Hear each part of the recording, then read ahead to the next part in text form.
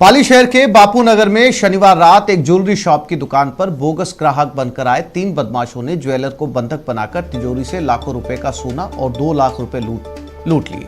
लुटेरों का सुराग नहीं लगा। लुटेरों की तलाश में पुलिस ने जिले भर में नाकाबंदी करवाई। ज्वेलर ने पुलिस को बताया कि लुटेरे करीब आधे से 1 किलो के बीच सोना लेकर भाग गए।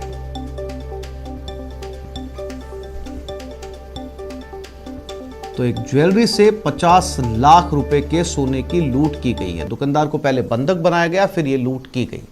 पुलिस के हाथ अब तक खाली हैं और लुटेरों के कोई सुराग पुलिस को नहीं लगे। और पाली से श्याम चौधरी हमारे संवाददाता फोन लाइन पे जुड़ गए, उनसे बात करते हैं। श्याम, क्या पुलिस को कोई जानकारी मिल पाई या अभी भी पुलिस जो है वो लुटेरों की तलाश में लगी हुई है?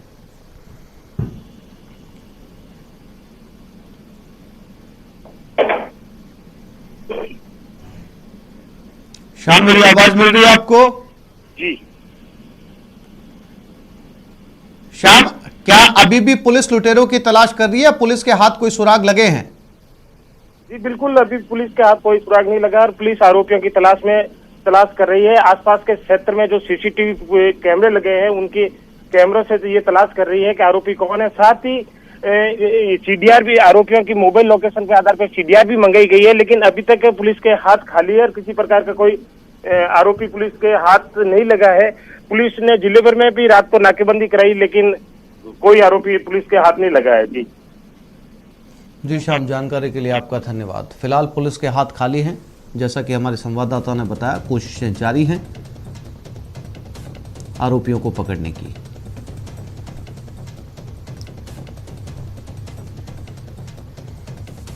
जैसलमेर जिले के पोखरण पुलिस थाना में पोखरण शहर के सामुदायिक स्वास्थ्य केंद्र के चिकित्सकों और कर्मचारियों के खिलाफ चौटन के आईटीआई कार्यकर्ता ने मुकदमा दर्ज करवाया। पोखरण पुलिस ने मुकदमा दर्ज कर जांच शुरू कर दी। मिली जानकारी के मुताबिक सामुदायिक स्वास्थ्य केंद्र में अलग अलग फार्मों में फर्जी बिल लगाकर 95 लाख से ज्यादा रुपए का भुगतान किया गया। उच्च अधिकारियों ने आपस में मिलकर जानबूझकर षड्यंत्र पूर्वक राजकोष को नुकसान पहुंचाकर लाखों रुपए का गबन किया है। फिलहाल इस पूरे मामले में पुलिस ने केस दर्ज कर लिया है और मामले की जानकारी जुटाई जा रही है। आरटीआई के जरिए इस गबन का खुलासा हुआ है। सरकारी अस्पताल में अब तक 95 लाख रुपए का गबन किया जा चुका है, यानी कि सीधे देखा जाए तो लगभग 1 करोड़ रुपए का गबन किया जा चुका है। बाड़मेर चौटन के आरटीआई कार्यकर्ता जगदीश बिश्नोई ने एक परिवार किया था। वो परिवार एसपी साहब के कार्यालय से आया, जिससे हमने प्रकरण पंजीकृत किया और उस प्रकरण में हम अनुसंधान कर रहे हैं। अभी प्रार्थी को कॉल किया है कि वो आए अपने स्टेटमेंट दे, उसके पास में जो भी दस्तावेज और इसी खबर पर हमारे पोखरण संवाददाता सावलदान रत्नू हमारे साथ जुड़ गए। सावलदान, क्या था ये पूरा मामला कि आरटीआई के जरिए इससे पर्दाफाश हुआ? अगर आरटीआई नहीं डाली गई होती तो इस तरह की कितनी धांधलियां जो है इस हॉस्पिटल में नजर आती? देखिए आसिफ, साफ तौर से देखा जाए, आपने जो बहुत बड़ा सवाल किया है कि आरटीआई कार्यकर्ता नहीं होता तो बहुत बड़ी धांधली होती, ये 100% सत्य है। आरटीआई कार्यकर्ता जगदीश बिश्नोई हैं, उन्होंने इस मामले का पूरा खुलासा किया है। इन्होंने पोखरण थाने में एफआईआर दर्ज करवाई 58 नंबर 2015, 16 और 16-17 और 17-18 में 95 लाख का इन लोगों ने घोटाला किया है।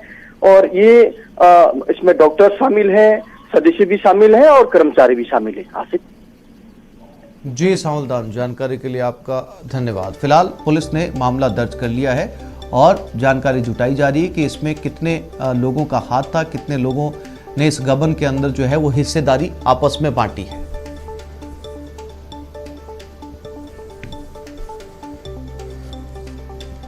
कोटा में जन अनुशासन पखवाड़े के दौरान भारी सुरक्षा व्यवस्था के बावजूद चाकूबाजी की वारदात सामने आ रही है। ताजा वारदात कुन्हाड़ी थाना इलाके की है, जहां शादी समारोह में मामूली कहासुनी चाकूबाजी में तब्दील हो गई। देखते देखते 4 बदमाशों ने ताबड़तोड़ चाकू मारकर एक युवक को घायल कर दिया। गंभीर रूप से घायल विशाल यादव को एमबीएस अस्पताल में भर्ती करवाया गया है।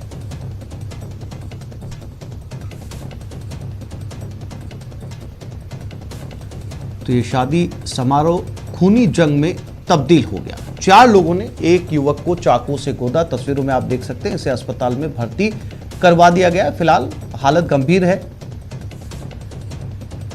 और शादी समारोह में ये हादसा या ये वारदात हुई है।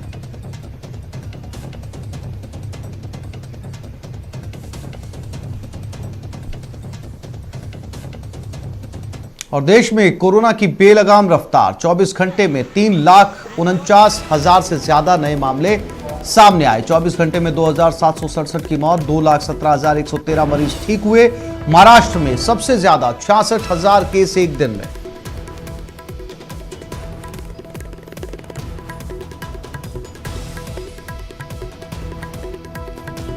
तो देश में कोरोना की रफ्तार बेलगाम होती जा रही है। पिछले लगभग एक महीने से आंकड़े लगातार बढ़ते जा रहे। कहीं से कोई राहत या दिलासे की खबर नजर नहीं आती, बल्कि रोज आंकड़े जो सामने आते हैं वो बीते दिन के आंकड़ों को तोड़ते हुए, उनके रिकॉर्ड को तोड़ते हुए नए आंकड़े सामने आ रहे हैं।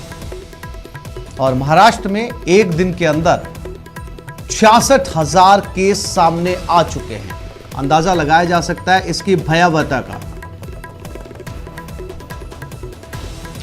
और मरुधरा में आज फिर से महाविस्फोट हुआ। 24 घंटे में 74 लोगों ने दम तोड़ दिया। 24 घंटे में 15,355 लोग संक्रमित हुए। जोधपुर में सबसे ज्यादा 11 मौत हुई। जयपुर में सबसे ज्यादा 3,260 केस प्रदेश में एक्टिव हैं। 1,27,000 के पार रोगी जा चुके हैं।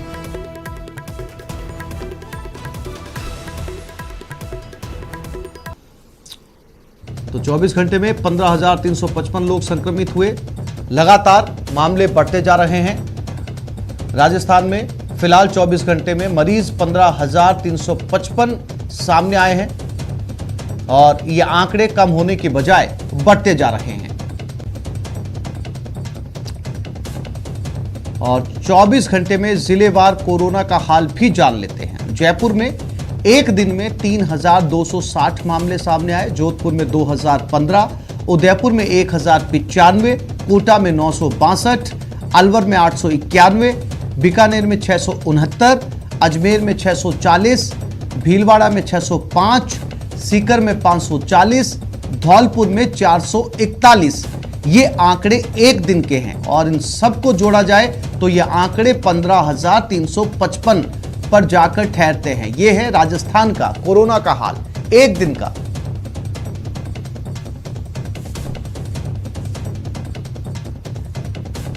और पिछले 5 दिन की हालात पर नजर डालें तो पिछले 5 दिनों में 72,044 केस सामने आ चुके हैं। 323 मौत के मुंह में समा चुके हैं। 20 अप्रैल को 12,201 मामले सामने आए, 64 की मौत हुई। 21 अप्रैल को 14,622 मामले सामने आए, 62 की मौत हुई। 22 अप्रैल को 14,468 मामले सामने आए, 59 की मौत हुई। 23 अप्रैल को 15,398 मामले सामने आए, 64 की मौत हुई। 24 अप्रैल को 15,355 मामले सामने आए और 74 की मौत हुई।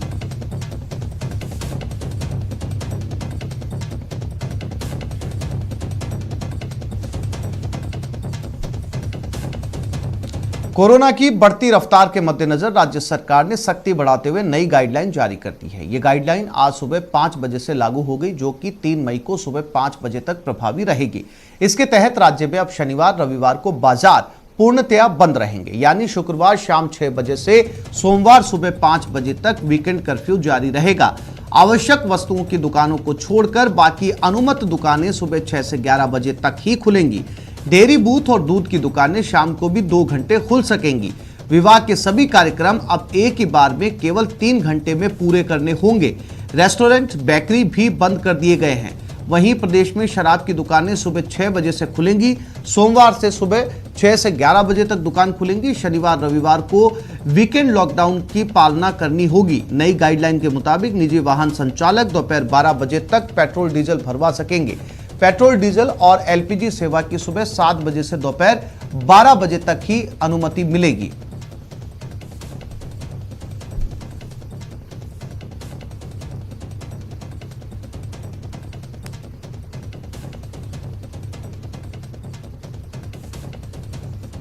और इसी खबर पर ज्यादा जानकारी के लिए हमारे साथ हमारे दो साथी जुड़ गए हैं। जयपुर से लवली वधवा और जोधपुर से ललित सिंह, दोनों से बात करते हैं।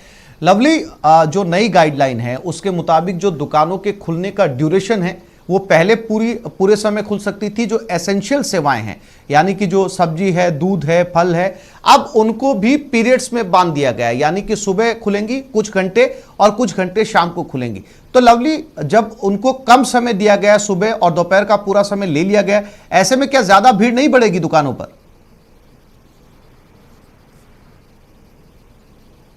आज देखिए, बिल्कुल सरकार ने ये जो गाइडलाइन है बहुत सोच समझ के और फील्ड में जिस तरह के हालात सामने आ रहे थे, क्योंकि जिस तरह से पूरे दिन भर की छूट दी हुई थी तो लोगों को ऐसा लग रहा था कि ये वीकेंड कर्फ्यू ना होकर के ये वीकेंड एंजॉय के लिए है, फन के लिए है, ये भारी पड़ रहा था और लगातार केसेस की संख्या बढ़ रही थी। तो ऐसे में सरकार ने सख्ती करते हुए दुकानों के जो मापदंड थे, दुकानों की जो संख्या थी वो भी कम कर दी है। जैसा कि आपने जिक्र किया, बेकरी, रेस्टोरेंट और मिष्ठान की शॉप्स जो हैं वो पूरी तरह से बंद कर दी गई हैं। शुक्रवार शाम से लेकर के शनिवार, रविवार, सोमवार की सुबह तक जो है पूरी तरह से वीकेंड कर्फ्यू को लागू किया गया है। सुबह 6 बजे से 11 बजे का समय आसिफ इसलिए तय किया गया है कि जो जरूरतमंद लोग हैं, जिन्हें वाकई जरूरत की चीज चाहिए, वो सुबह उठ करके घर से बिस्तर से उठ करके निकल करके जा करके जरूरत की चीज ला सकते हैं। अनावश्यक तौर पर दुकानों के बाहर जिस तरह की भीड़ लग रही थी, सोशल डिस्टेंसिंग की पालना नहीं हो रही। ये जो डिसीजन लिए गए हैं या ये जो नए नियम बनाए गए हैं लॉकडाउन से जो जुड़े हुए नियम हैं, और अभी जो आंकड़े सामने आ रहे हैं, लगातार आंकड़े बढ़ते जा रहे हैं और रोज जो आंकड़े नए सामने आते हैं वो पुराने दिन के आंकड़ों के रिकॉर्ड को तोड़ देते हैं। आंकड़े कहीं से भी कम होते नजर नहीं आ रहे। इनके नतीजे जो सरकार इस समय डिसीजन ले रही है, इनके नतीजे आने में वक्त लगेगा या ये आंकड़े यूं ही डराते रहेंगे? देखिए, बिल्कुल इन आंकड़ों से सबसे पहली बात तो ये डरने की कोई जरूरत नहीं है। देखिए, डरेंगे तो लड़ नहीं पाएंगे, इसलिए लड़ने के लिए डरने की जरूरत नहीं है, सबसे महत्वपूर्ण बात है। और अच्छी बात यह है आसिफ कि 2.25 लाख लोग कल ठीक भी हुए हैं पूरे देश के अंदर। राजस्थान के अंदर भी कमोबेश ठीक होने वालों का आंकड़ा भी अब बढ़ता जा रहा है। लेकिन जहां तक केसेस बढ़ने की बात है, इसे ना सरकार रोक सकती है ना कोई रोक सकता है। इसे रोकने के लिए जनता को खुद आगे आना होगा। अगर लोग 5 चीजों का पालन करें, लोग मास्क लगाएं, लोग 2 गज की दूरी से बात करें, वैक्सीनेशन जिनको हो सकता है वो लोग वैक्सीनेशन कराएं और अनावश्यक तौर पे घरों से बाहर ना निकले, सोशल डिस्टेंसिंग की पालना करें। ये ऐसे 4-5 काम है जो अगर लोग करेंगे तो वाकई केसेस घटेंगे। और हमें संकल्प लेना पड़ेगा कि हमें केसेस को रोकना है और इन केसेस को रोकने के लिए हम तमाम लोगों को साथ में मिलकर के आगे आना होगा। बड़ी बात और अच्छी बात यह है आसिफ कि अस्पतालों में जिस तरह से जो पैनिक क्रिएट हो रहा है राजधानी जयपुर के अंदर, चाहे वो और जगहों की बात करें, तो वो आज पैनिक पूरी तरह से थम जाएगा, क्योंकि 500 बेड का एक बहुत बड़ा विशालकाय जो है Covid care centre, dedicated Covid care centre इसे कह सकते हैं हम, वो राधा स्वामी जो परिसर है, सत्संग परिसर, वहां पर अब से कुछ ही देर में ऐसी जानकारी आ रही कि उसे आज से मरीज लेना वहां पर शुरू कर दिए जाएंगे। तो जो मरीज एसिम्प्टोमेटिक है, जिनमें सिम्टम्स कम है, उन्हें वहां रखा जाएगा। जो इमरजेंसी केसेज है, जिन्हें वेंटिलेटर की जरूरत है, ऑक्सीजन की ज्यादा जरूरत है या और ट्रीटमेंट की जरूरत है, 24 घंटे उन्हें नजर में रखना है, उन्हें आरयूएचएस शिफ्ट किया जाएगा। बाकी आरयूएचएस से जो एसिम्प्टोमेटिक पेशेंट है, जिन्हें केवल बुखार है, केवल हाथ पैर में दर्द है, उन्हें वहां पर शिफ्ट किया जाएगा। लवली, उम्मीद करते हैं कि ये जो सबसे बड़ा अस्पताल बना है इसमें मरीजों के जाने की नौबत ना आए और आंकड़ों के अंदर कमी आए, ताकि जल्द से जल्द जो है वो कोरोना से मरुधरा को मुक्ति मिल सके। ललित सिंह जोधपुर से हमारे साथ बने हुए हैं। ललित, जोधपुर की तस्वीरें भी डराने वाली हैं। जो रोज आंकड़े सामने आ रहे हैं वो ये बता रहे हैं कि जब पहली वेव थी, जो पहली लहर थी कोरोना की, जोधपुर ने उस लहर, पुरानी लहर के भी रिकॉर्ड तोड़ दिए और लगभग जयपुर के बराबरी पर पहुंच चुका है।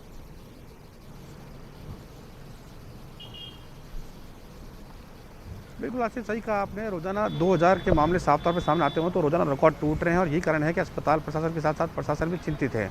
लगातार बेड की कमी होती जा रही है। 16,000 एक्टिव केस जोधपुर शहर में हो चुके हैं और रोजाना करीब 2000 पॉजिटिव केस सामने आ रहे हैं। मौत का आंकड़ा भी लगातार बढ़ रहा है और जिस तरह से मौत और पॉजिटिव आंकड़े बढ़ रहे हैं, प्रशासन चिंतित है। हालांकि एक राहत बड़ी खबर केंद्रीय मंत्री ने दी है, जिसने एमए इंजीनियरिंग कॉलेज को 500 बेड का अस्थायी हॉस्पिटल बनाने की बात कही है और उसमें केंद्र मदद करेगा, ये उन्होंने एक कल सुझाव कलेक्टर को दिया है। तो लगातार प्रशासन प्रयास कर रहा है, लेकिन जिस तरह से लगातार लापरवाही साफ तौर पर सामने आ रही है, जो पॉजिटिव केस साफ तौर आ रहे हैं, वही एक चिंता का कारण है कि लगातार ये आंकड़े बढ़ रहे हैं, कोई लगाम नहीं लग रहा है। जी, दौसा से हमारे साथ आशीष शर्मा भी जुड़े हुए हैं, उनके पास चलते हैं।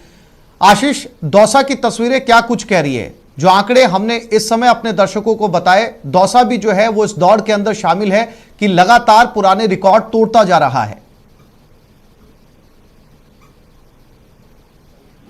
वो लगातार बढ़ती जा रही है। जैसे कोविड मरीज की संख्या है वो लगातार बढ़ती जा रही है। जैसे फरवरी और मार्च के महीने में नाम मात्र के मरीज आए जो निकले हैं उसमें करीब 2,500 कोविड केसेस सामने आ चुके हैं। जयपुर के सबसे नजदीक जिला है, ऐसे में यहाँ पर काफी अच्छी व्यवस्थाएं करने की कोशिश की जा रही है ताकि जयपुर का जो भार है वो कम हो सके। इसके लिए काफी ऑक्सीजन के बेड स्थापित किए जा रहे हैं और उसमें सफलता भी मिल रही है। पिछले 7 दिनों में यहाँ पर 80 मरीजों को एडमिट किया गया है।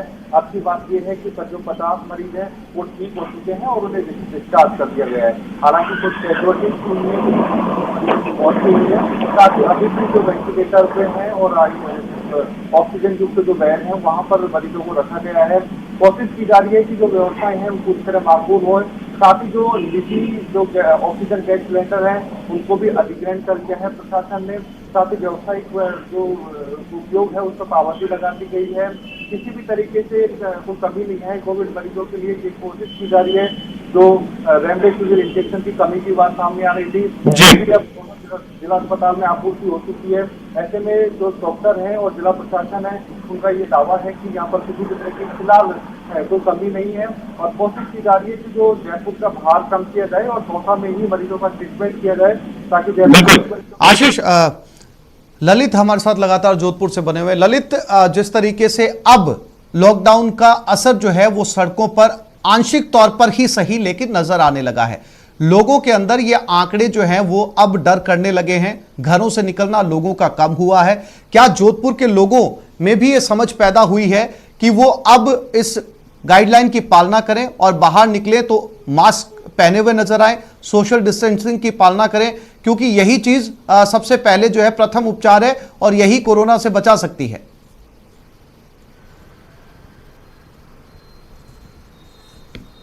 देखिए, ऐसे सबसे बड़ी चिंता की बात यह है कि जो मार्केट में दुकानदार हैं वो सुपर स्प्रेडर बने हुए हैं। वो कहीं ना कहीं लगातार लापरवाही कर रहे हैं, गाइडलाइन की अवहेलना कर रहे हैं और बंद दुकान के अंदर अपना व्यापार कर रहे हैं। तो वो एक कारण है कि लगातार ये मामले बढ़ रहे हैं। सुपर स्प्रेडर इसलिए कहा जा सकता है कि एक दुकान में 20-20 खरीदार जाते हैं और उनसे पता नहीं है कि कौन पॉजिटिव हो सकता है, क्योंकि तमाम जो लोग शादी समारोह वाले हैं और यही कारण है कि एक साथ एक इलाके में करीब 200 से 250 मरीज साफ तौर पर सामने आते हैं। तो सख्ती हो रही है। लोगों ने कल भी करीब 11 दुकानें सीज की है प्रशासन ने, जो गाइडलाइन की अवहेलना कर रहे थे। तो लापरवाही लगातार जारी है, लेकिन जब तक सख्ती और बढ़ाई नहीं जाएगी, जब तक कठोर फैसले नहीं लिए जाएंगे, तब तक इन आंकड़ों पर लगाम लगाना मुश्किल होगा। जी, सतवीर सिंह हमारे साथ बीकानेर से जुड़ गए हैं। सतवीर, जैसा कि आपने देखा इस समय जोधपुर, दौसा या जयपुर का हाल, बीकानेर भी लगातार इस रेस में पीछे है दूसरे शहरों को हराने के लिए और कोरोना में नंबर 1 पर पहुंचने के लिए। क्या अब आंकड़े वहां पर संभलने लगे हैं या स्थिति अब भी बद से बदतर है? जी बिल्कुल, अगर आंकड़ों की बात कर ले तो लगातार नए संक्रमित जो मरीज हैं वो सामने आ रहे हैं, जो एक बेहद चिंता की जो बात है वो प्रशासन के लिए और स्वास्थ्य विभाग के लिए देखने को मिल रही है। फिलहाल उम्मीद पूरी की जा सकती है, क्योंकि जिस तरीके से जिला प्रशासन की ओर से और स्वास्थ्य विभाग की ओर से काम किया जा रहा है, ऐसे में उम्मीद की जा सकती है कि जल्दी जो कोरोना के जो नए मरीज जो आंकड़े आ रहे हैं वो धीरे धीरे घटेंगे। फिलहाल मैं आपको तस्वीरें आपको दिखाना चाहूँगा। मैं अभी तीर्थम सर्किल पर हूँ। यहाँ पर जो सुनसान जो गलियाँ हैं, सुनसान जो सड़क है, वो ये बयां कर रही है कि किसी भी तरीके से जिस तरह बीकानेर में आंकड़ों में लगातार इजाफा हुआ है, उसके बाद में ये जो सूनी सड़कें हैं ये कभी जब ही पूरी तरीके से आवाजाही हो पाएगी, जब पूरी तरीके से कोरोना के जैसे खतरे से हम पूरी तरीके से निपट सकेंगे। फिलहाल पुलिस के जो जवान हैं और इसके साथ ही जो पुलिस के एनसीसी जो कैडेट्स के जो जवान हैं वो लगातार लोगों से जागरूक होने की जो अपील है वो कर रहे हैं और इसके साथ ही पुलिस के जो आला अधिकारी हैं वो भी लगातार मॉनिटरिंग कर रहे हैं। फिलहाल बीकानेर की बात करें तो बीकानेर के अंदर लगातार जो मामले हैं उसमें इजाफा हुआ है। रोजाना की अगर बात करें तो 1000 के तकरीबन जो कोरोना पॉजिटिव मामले हैं वो बीकानेर में आ रहे हैं। ऐसे में पूरी तरीके से अगर बाजार की बात कर ले तो अभी भी अवेयरनेस पूरी तरीके से कम देखने को मिल रही है। मुख्य बाजारों के अंदर भीड़ जस की तस बनी हुई है। वाकई सतवीर, ये बहुत चिंता की बात है कि इतने कड़े डिसीजन लेने के बाद में, इतने मरीजों की तादाद सामने आने के बाद में अगर लोगों में अवेयरनेस कम मिल रही है तो इसमें कोई संदेह नहीं कि इसके आंकड़े भी बाद में सामने आएंगे और ये लापरवाही भी इनको भुगतनी पड़ेगी। बार बार ये कहा जा रहा है कि 2 गज की दूरी की पालना करें, मास्क लगाकर घर से बाहर निकलें और समय तक दिया गया कि किस समय आप जाकर जो है अपने घर की जरूरी चीजें खरीद सकते हैं। इसके बावजूद भी अगर लोग लापरवाह बने हुए हैं तो फिर ये अंजाम, इस तरीके के आंकड़े लगातार रोज सामने आएंगे। आप सभी साथियों का शुक्रिया हमसे जुड़ने के लिए, बातचीत करने के लिए। और प्रदेश में चिकित्सा मंत्री हेल्प डेस्क आज से शुरू होगी। चिकित्सा मंत्री हेल्प डेस्क जयपुर के स्वास्थ्य भवन में शुरू होगी। हेल्प डेस्क कोई भी व्यक्ति इस पर कॉल कर सकता है। 0141-222-5624 या 222-5000 पर कॉल कर सकते हैं। हेल्प डेस्क का संचालन 24 घंटे रहेगा। हम अपने दर्शकों को एक बार फिर से इस हेल्प डेस्क का नंबर बता देते हैं। 0141-222-5624 या 222-5000 पर कॉल कर सकते हैं। 24 घंटे आप यहां पर कॉल करके जानकारी ले सकते हैं।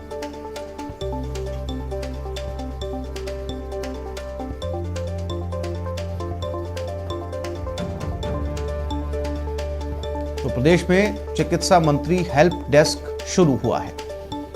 इस पर कोविड से जुड़े तमाम जानकारियां, क्यूरियोसिटीज या जिज्ञासाएं यहां पर पूछी जा सकती है, बातचीत की जा सकती है। 24 घंटे इस हेल्प डेस्क से आपको जवाब दिया जाएगा। ये दिन रात राजस्थान वासियों के लिए उपलब्ध रहेगी।